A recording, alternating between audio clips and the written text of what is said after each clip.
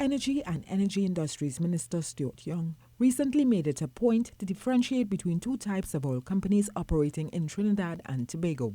The difference between an IOC, an independent oil company, and an NOC, a national oil company.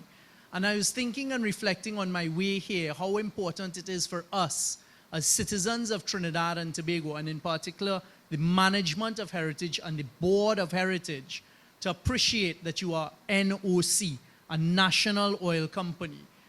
The minister explained why he was making the distinction between the two entities. Because every single barrel of oil, every single molecule of gas belongs to the people of Trinidad and Tobago.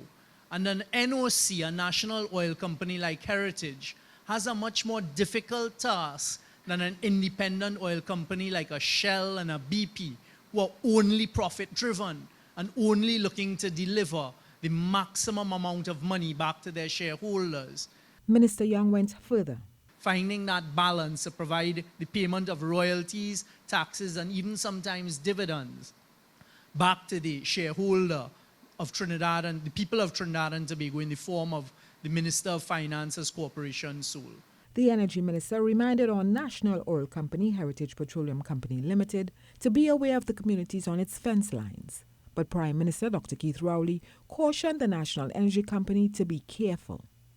The danger is that if that becomes the overriding consideration in the national company, the national company could become a burden on the very taxpayer that it was intended to service.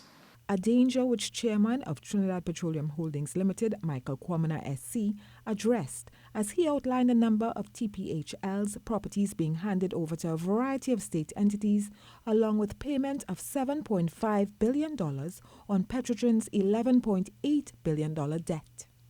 We, of course, along with these massive payments, pay very significant taxes to the government for use to meet expenses on a national scale, some $12.6 billion since inception, while at the same time meeting the expenses associated with our core business, that is exploration and production of oil and gas, which is